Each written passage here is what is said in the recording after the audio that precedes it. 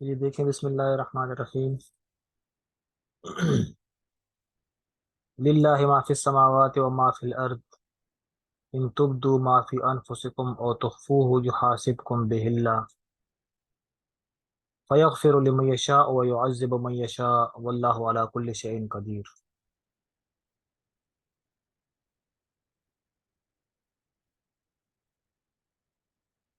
للہ ما فی السماوات و ما فی الارض، تمام وہ چیزیں جو آسمانوں کے اندر ہیں اور زمینوں کے اندر ہے، سب کا مالک اللہ تعالی ہے، جو چاہے وہ تصرف کر سکتا ہے۔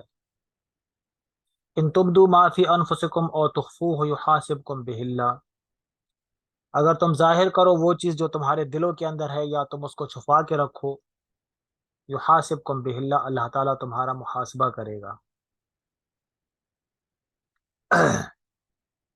اس آیات کا مصداق عام ہے یا خاص ہے؟ بعد میں تو فرمایا کہ اس آیات کا مصداق عام ہے۔ اور جب یہ آیت نازل ہوئی تو صحابہ تھوڑے پریشان ہو گئے اور کہنے لگے کہ ہم جو دلوں کے اندر ہمارے خیالات پیدا ہوتے ہیں، کیا اس کے اوپر بھی ہمارا مواخذہ ہوگا؟ تو اللہ کے رسول نے فرمایا کہ تم لوگ اللہ تعالیٰ کے تمام احکامات کے اوپر راضی ہو جاؤ اور سمعنا اور اطعنا کہو۔ یہودیوں کی طرح سمعنا و عصینا نہ کہو، بلکہ تم اس طرح کہو کہ ہم نے سن لیا اور ہم اس کی اطاعت کریں گے۔ یہودیوں کی طرح نہ کہو کہ سمعنا و عصینا، کہ ہم نے سن لیا لیکن ہم ماننے کو تیار نہیں ہیں۔ تو بعد نے فرمایا کہ اس کا تعلق عام ہے، کسی خاص واقعے کے ساتھ اس کا ربط نہیں ہے۔ اور اس میں ایک یہ بات بھی ہے کہ اگر اس کا تعلق عام ہو تو پھر دلوں کے اندر جو خیالات پیدا ہوتے ہیں، کیا اس کا محاسبہ ہوگا؟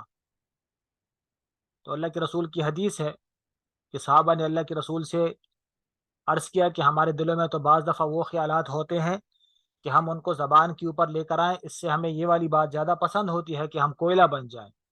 یعنی ایسے خیالات ہمارے دلوں میں پیدا ہوتے ہیں کہ ہم کوئلہ بن جانا تو پسند کرتے ہیں، لیکن ان خیالات کو زبان پر لانا پسند نہیں کرتے۔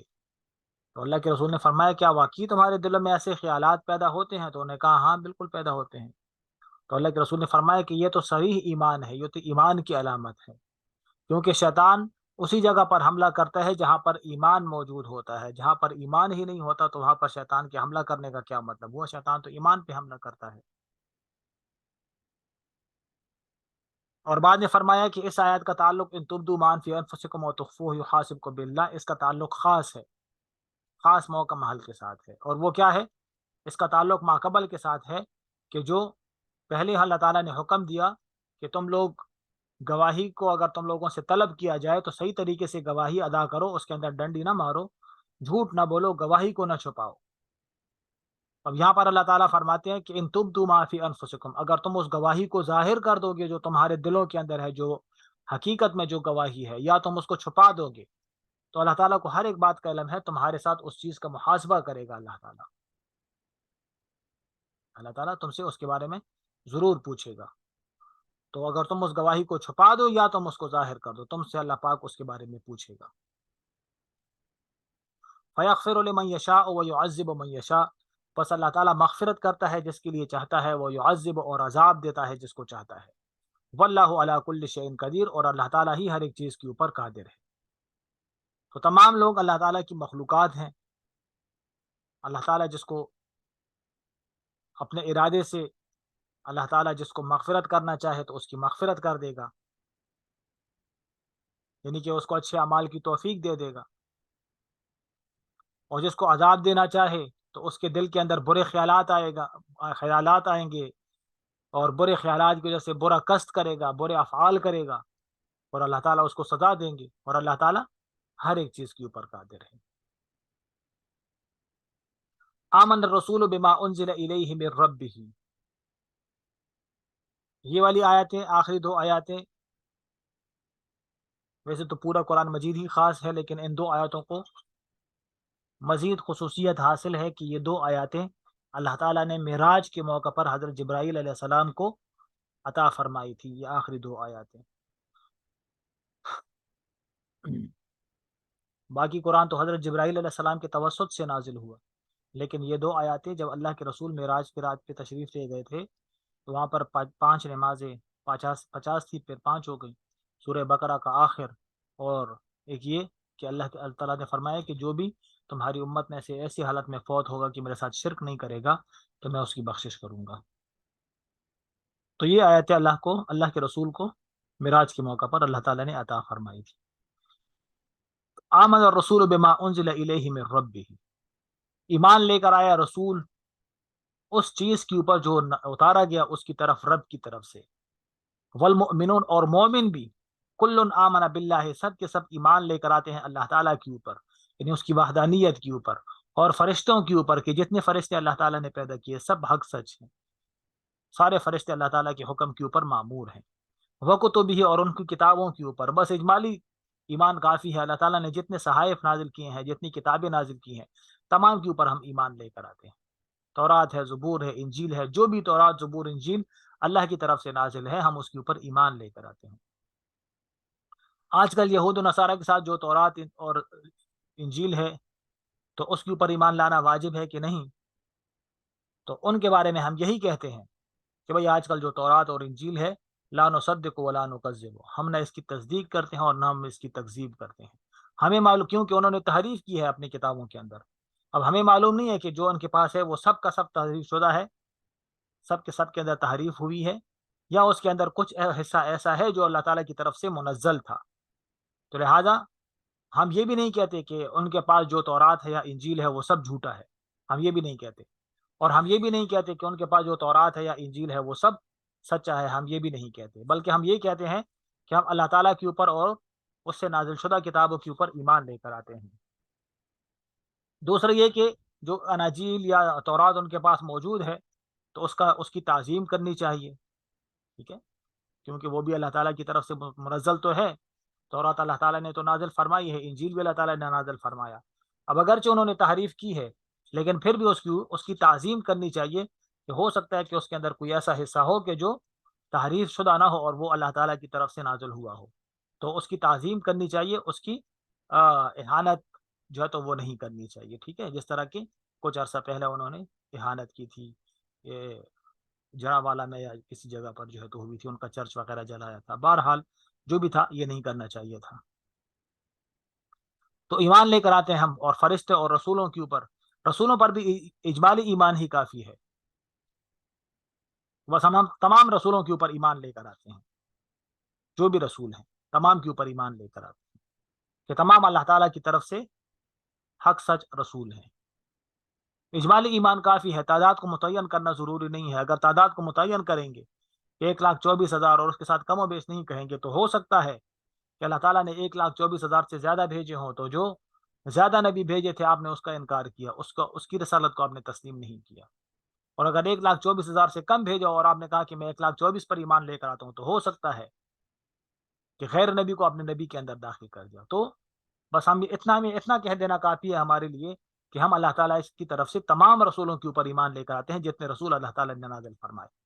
لا نفرق بین احد من الرسل، ہم ان میں سے کسی رسول کے اندر بھی تفریق نہیں کرتے۔ تفریق نہیں کرتے کیسے؟ تلک الرسل فضلنا بعضهم علی بعض، یہ رسول کہ ہم بعض کو بعض کے اوپر فوقیت دیتے ہیں، فضیلت دیتے ہیں، تفریق تو آ گئی۔ اللہ تعالیٰ نے خود فرمایا اس تیسرے سپارے کی شروع کے اندر کہ یہ رسول ہیں کہ ہم بعض کو بعض پر فضیلت دیتے ہیں، تو یہاں پر کیسے فرمایا کہ لا نفرق بین احد من الرسل؟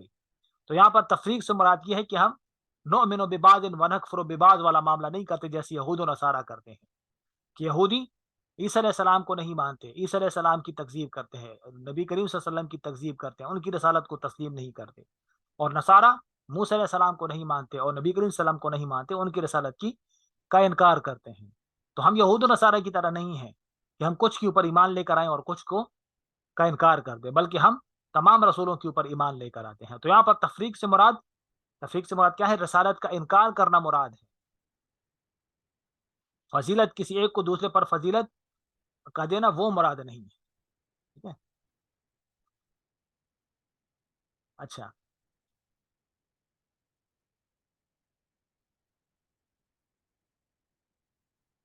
لا نفرق بین احد من الرسل، تو جب یہ مومنوں نے یہ اقرار کر لیا تو اب آگے اللہ تعالیٰ نے دعا سکھائی ان کو کہ اب تم لوگ ایسے دعا کرو. قالو کہنے لگے سمعنا واطعنا ہم نے سن لی آپ کی باتیں, واطعنا اور ہم اطاعت کرتے ہیں, غفرانہ کا ہماری مغفرت فرما دیجئے, ربنا اے ہمارے رب, غفرانہ کا اغفر غفرانہ کا یہ مفعول مطلق ہو جائے گا فعل محذوف کے لیے, غفرانہ کا ربنا اے ہمارے رب ہماری مغفرت کیجئے, ہم مغفرت کو طلب کرتے ہیں, وإلیک المصیر اور آپ کی طرف ہی ہم نے لوٹنا ہے.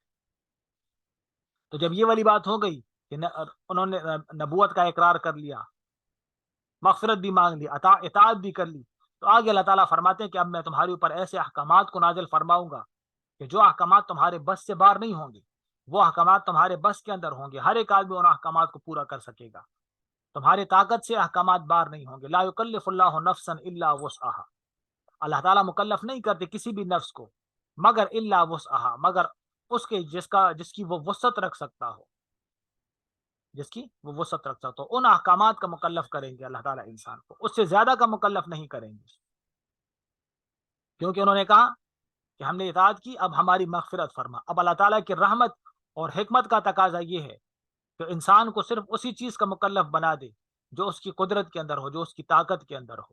تو اللہ تعالیٰ نے بھی فرما دیا کہ ٹھیک ہے تم لوگوں نے اطاعت کی, تم لوگوں نے سن لیا, اطاعت کی, اب تم لوگ بخشش کو طلب کرتے ہو تو ٹھیک ہے, لا یکلف اللہ نفسا الا وسعها, تو میری بخشش اور میری رحمت کا تقاضا بھی یہ ہے کہ میں تمہارے اوپر ایسے احکامات کو نازل فرماؤں, ایسے احکامات کا مکلف تمہیں بناؤ جو تمہاری وسعت کے اندر ہو, قدرت کے اندر ہو. تو لا یکلف اللہ نفسا الا وسعها, اللہ تعالیٰ مکلف نہیں کرتے کسی بھی بندے کو, کسی بھی نفس کو, مگر اس احکامات کی وسعها جو اس کی وسعت کے اندر ہو.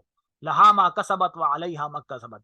اب جب احکامات ایسے نازل ہوئے, جب احکامات ایسے نازل ہوئے جو انسان کی وسعت کے اندر ہیں اور انسان کی وسعت سے باہر نہیں ہے, تو اب ان احکامات کے بارے میں پوچھ بھی ہوگی. لہا ما کسبت وعلیہا ما اکتسبت, اسی انسان کے لیے ہوگا ما کسبت جو اس نے کمایا, جو اس نے اعمال کیے, تو اسی انسان کے لیے اس کا فائدہ ہوگا. اب یہ ترغیب ہے کس کے لیے؟ محافظت کے لیے, کہ اب تمہیں احکامات کا مکلف تو بنایا جا رہا ہے, اور وہ احکامات جن کا تمہیں مکلف بنایا جا رہا ہے وہ تمہاری وسعت کے اندر ہیں. تو جب وہ احکامات تمہاری وسعت کے اندر ہے تو ان احکامات کی تم کیا کرو, تم محافظت کرو. کیوں؟ اس لیے کہ جو نیک اعمال تم کرو گے تو اس کا تمہیں اجر ملے گا. وعلیہا مکتسبت, اور اسی نفس کے اوپر ڈال دیا جائے گا وہ برے اعمال اکتسبت جو اس نے کمائے, اکتسبت جو برے اعمال اس نے کمائے وہ اس کے اوپر ڈال دیے جائیں گے. سمجھا کئی بات؟ تو یہاں پر کیا ہو گیا؟ ترغیب ہے کس کے اوپر؟ اس تکلیف کے اوپر یا اس احکام کے اوپر جس کا انسان کو مکلف بنایا گیا, کہ بھائی اب تمہیں جو ان احکامات کا مکلف بنا دیا گیا, ٹھیک ہے, اور وہ تمہارے وسعت کے اندر ہے, تو اب یاد رکھنا کہ جو احکامات تم پورے کرو گے تو اس کا تمہیں ثواب ملے گا, اور جو احکامات تم اس کو اللہ تعالیٰ کے احکامات کو توڑو گے لیکن وہ تمہارے بس کے اندر تھے, لہٰذا اس کا تمہیں گناہ ملے گا, اس کا تمہارے اوپر وبال ہوگا.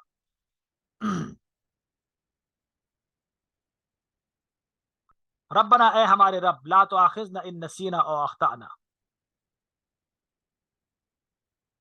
اب یہاں پر چونکہ انسان کو بتا دیا کہ انسان جن احکامات کا مکلف بنایا گیا وہ اس کی وسعت کے اندر ہے, اور اگر نیکی کرے گا تو اس کا فائدہ ملے گا, اس کو گناہ کرے گا تو اس کا وبال ہوگا اس کے اوپر. اب انسان دعا کر رہا ہے, ٹھیک ہے, اللہ تعالیٰ نے انسان کو دعا سکھا دی کہ دیکھو تمہیں مکلف تو میں نے بنا دیا, تمہارے وسعت کے اندر ہیں وہ احکامات, لیکن پھر بھی تمہیں اللہ تعالیٰ سے مدد مانگنی چاہیے. تم اللہ تعالیٰ کی مدد کے بغیر کچھ بھی نہیں کر سکتے, اس لیے اب تم یہ دعا کرو. کیا دعا؟ ربنا لا تؤاخذنا ان نسینا او اخطأنا, کہ اللہ ہم ٹھیک ہے, ہم تو سمعنا واطعنا, ہم نے تو آپ کی بات سن لی, ہم اطاعت بھی کریں گے, لیکن پھر بھی ہم سے بھول چوک تو ہو سکتی ہے, پھر بھی ہم سے بھول چوک تو ہو سکتی ہے, خطا تو پھر بھی ہو سکتے ہیں ہم سے. تو اس لیے اے ہمارے رب لا تؤاخذنا, اب یہ دعا اللہ تعالیٰ نے سکھا دی کہ یہ دعا بھی تم کرو, کیونکہ تم ہر حال میں اللہ تعالیٰ کے محتاج ہو. ربنا اے ہمارے رب, لا تؤاخذنا ان نسینا او اخطأنا, اے ہمارے رب مواخذہ نہ فرما ہمارا, ان نسینا اگر ہم سے بھول ہو جائے, اور اخطأنا یا ہم سے خطا ہو جائے. خطا میں اور نسیان کے اندر کیا فرق ہے؟ خطا میں اور نسیان کے اندر فرق یہ ہے کہ خطا اس کو کہتے ہیں کہ جس میں ارادہ شامل نہیں ہوتا لیکن فعل یاد ہوتا ہے۔ نسیان اس کو کہتے ہیں، نسیان اس کو کہتے ہیں کہ جس کے اندر ارادہ تو ہوتا ہے لیکن فعل یاد نہیں ہوتا، فعل یاد نہیں ہوتا۔ نسیان کے اوپر احکامات مرتب نہیں ہوتے اور گناہ بھی نہیں ہوتا، خطا کے اوپر احکامات مرتب ہوتے ہیں لیکن گناہ نہیں ہوتا۔ فرق کیا ہوا؟ فرق یہ ہے جیسے کہ انسان کو روزہ بھول گیا، اب روزہ بھولنے کے بعد وہ قصدن پانی پیتا ہے، ارادتن پانی پیتا ہے، ارادہ کرتا ہے پانی پینے کا، اب اس کو وہ بھول گیا، فعل تو بھول گیا کہ بھائی میرا روزہ ہے، لیکن جو کام کر رہا ہے پانی پی رہا ہے وہ ارادتن پی رہا ہے، تو اب یہاں پر نہ روزہ ٹوٹے گا اور نہ یہاں پر اس کو گناہ ملے گا پانی پینے کا، سمجھ گئے؟ اور اگر خطان پانی پی لیتا ہے، خطان کا مطلب کیا؟ اس کو یاد ہے کہ میرا روزہ ہے، لیکن جب کلی کرنے لگا تو کلی کرنے کے ساتھ ساتھ پانی بھی حلق میں اتر گیا، تو یہاں پر اس کو یاد تو ہے کہ میرا روزہ ہے لیکن اس کے پانی پینے کا ارادہ نہیں تھا، کلی کرنا چاہ رہا تھا لیکن پانی حلق سے اتر گیا، تو اب یہاں پر روزہ ٹوٹ جائے گا، لیکن گناہ ہوگا نہیں، گناہ نہیں ہوگا لیکن روزہ اس کا ٹوٹ جائے گا۔ لیکن نماز ایسا عمل ہے کہ اس کے اندر اگر آدمی خطان بات کرے یا نسیانن بات کرے، دونوں صورتوں کے اندر نماز ٹوٹ جاتی ہے۔ اچھا، روزے میں تو روزہ نہیں ٹوٹتا لیکن نماز ٹوٹ جاتی ہے۔ نماز کے اندر کھڑا ہے اور بھول گیا کہ وہ نماز پڑھ رہا ہے اور اس نے بات کر لی، کھا لیا پی لیا، تو نماز ٹوٹ جائے گی۔ یا خطان بات کر لی، ٹھیک ہے، آمین کہہ رہا تھا، ٹھیک ہے، اور کسی کو آواز دے بیٹھا، سمجھا کئی بات؟ خطان زبان سے کوئی حرف نکل گیا، بات نکل گئی، تو نماز ٹوٹ جائے گی دونوں صورتوں کے اندر۔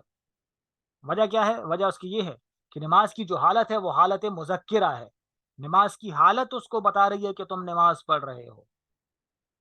اور بھائی قیام کے اندر کھڑے ہو، ہاتھ بندھے ہوئے ہیں، تو ہاتھ بندھے کسی بادشاہ کے سامنے تھوڑی کھڑے ہو، ہاں، کسی دربار کے اندر تو نہیں کھڑے، ہاتھ بندھے ہیں تو کسی وجہ سے بندھے ہیں نا، اللہ تعالیٰ کے سامنے کھڑے ہو نا، نماز پڑھ رہے ہو، تو یہ حالت تمہیں یاد دلا رہی ہے کہ تم نماز پڑھ رہے ہو۔ رکوع کر رہے ہو تو وہ حالت تمہیں بتا رہی ہے کہ تم رکوع کر رہے ہو، تشہد میں بیٹھے ہو تو وہ حالت تمہیں بتا رہی ہے کہ تم نماز پڑھ رہے ہو۔ تو وہاں پر اگر نسیانن بھی اگر وہ بات کر لے گا، نماز کی حالت کو بھول جائے گا اور نماز بات کر لے گا، تب بھی اس کی نماز ٹوٹ جائے گی، ٹھیک ہے؟ تو ربنا لا تؤاخذنا ان نسینا، اے ہمارے رب ہمارا مواخذہ نہ فرما اگر ہم سے کوئی خطا ہو جاتی ہے۔ ربنا، اے ہمارے رب، ولا تحمل علینا، اور ہماری اوپر نہ ڈال، اسرن کما حملتہ علی الذین من قبلنا، وہ بوجھ جو آپ نے ہم سے پہلی امتوں کے اوپر ڈال دیا تھا، وہ بوجھ ہمارے اوپر نہ ڈال۔ پہلی امتوں کے اندر، ٹھیک ہے، بنی اسرائیل یہودیوں کے اندر احکامات ذرا سخت تھے،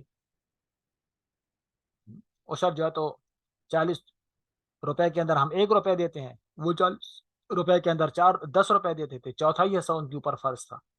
400 روپے کے اندر ان کے اوپر کتنا فرض تھا؟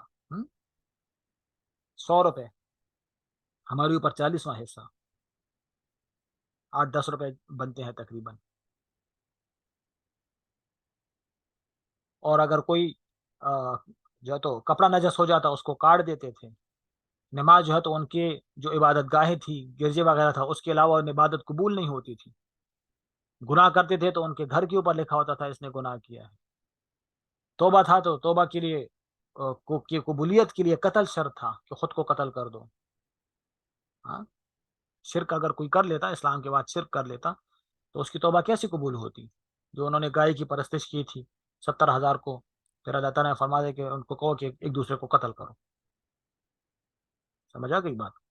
لیکن ہمارے ہمارے ہمارے دین کے اندر اس طرح نہیں، اللہ تعالیٰ نے جو ہے تو نرمی فرما دی کہ اگر کوئی مرتد ہو جائے نعوذ باللہ من ذالک، تو اس کو 3 دن کی مہلت دی جائے گی، واپس آ جاؤ۔ واپس آ جاتا ہے تو ٹھیک ہے، اپنا کرے زندگی گزارے، لیکن واپس نہیں آتا تب جا کے اس کو قتل کیا جائے گا۔ عورت ہے، عورت اگر مرتد ہو جاتی ہے تو اس کو قتل نہیں کیا جائے گا، بلکہ وہ جیل کے اندر پڑی رہے گی جب تک یا تو وہ اسلام قبول کرے واپس آ جائے، اور یا جیل کے اندر ہی مر جائے۔ تو جو سخت احکامات ان کے اوپر تھے وہ ہمارے اوپر اللہ تعالیٰ ہمارے اوپر جو ہے تو ہمیں اس کا مکلف نہ بنا، وہ ہمارے اوپر نہ ڈال۔ ولا تحملنا ما لا طاقت لنا، اور نہ ڈال ہمارے اوپر وہ احکامات بھی جن کی ہم طاقت نہ رکھ سکیں۔ کیا مطلب؟ مطلب یہ مطلب یہ کہ ہمیں ایسے اعمال سے بھی بچا کہ جو اعمال جن اعمال کی وجہ سے ہم ایسے سزا کے مستحق ہو جائیں جن کی ہمیں طاقت نہ ہو. اوپر تو جو فرمایا کہ کما حملت علی الذین من قبلنا، ان سے مراد وہ احکامات جو اللہ تعالیٰ کی طرف سے نازل ہوں. اور نیچے ولا تحملنا ما لا طاقت لنا به، اس کا مطلب کیا ہوا؟ مطلب یہ کہ ان اعمال سے بھی ہمیں بچا کہ جن اعمال کی وجہ سے ہم ان سزاؤں کے مستحق ہو جائیں کہ جن سزاؤں کی ہم طاقت نہ رکھ سکے، ان اعمال سے بھی ہمیں بچا. سمجھا کوئی بات؟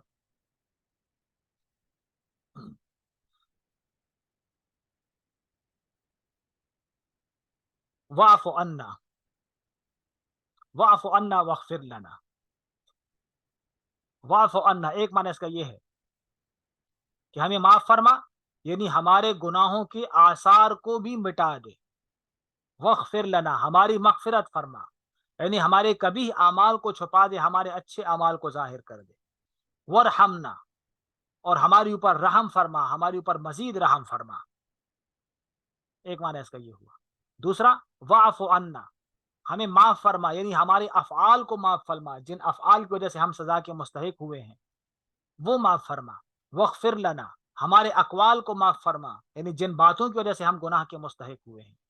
ورحمنا، اور ہمارے اوپر رحم فرما، یعنی کہ ہم قیامت کے دن ہمارے میزان کو بھاری کر دے، ہمارے نیک اعمال کے ترازو کو بھاری کر دے اور ہمارے اوپر رحم فرما. دوسرا معنی ہو گیا. تیسرا معنی واعف عنا، اور ہمیں معاف فرما موت کی سختیوں کے وقت، موت کے وقت موت کی سختی سے بچا. واغفر لنا، اور ہماری مغفرت فرما، قبر کے اندھیروں سے ہمیں بچا. ورحمنا، اور ہماری اوپر رحم فرما، قیامت کے دن قیامت کی ہولناکی سے ہمیں بچا، اس وقت ہماری اوپر رحم فرما.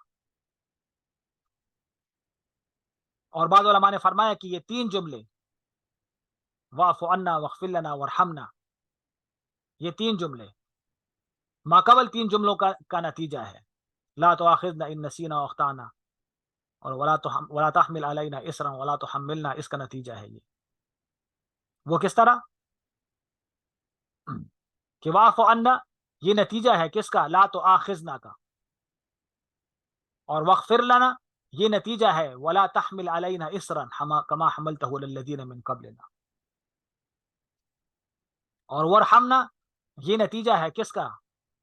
ولا تحملنا ما لا طاقت لنا به، اس کا. وہ کس طرح؟ وہ اس طرح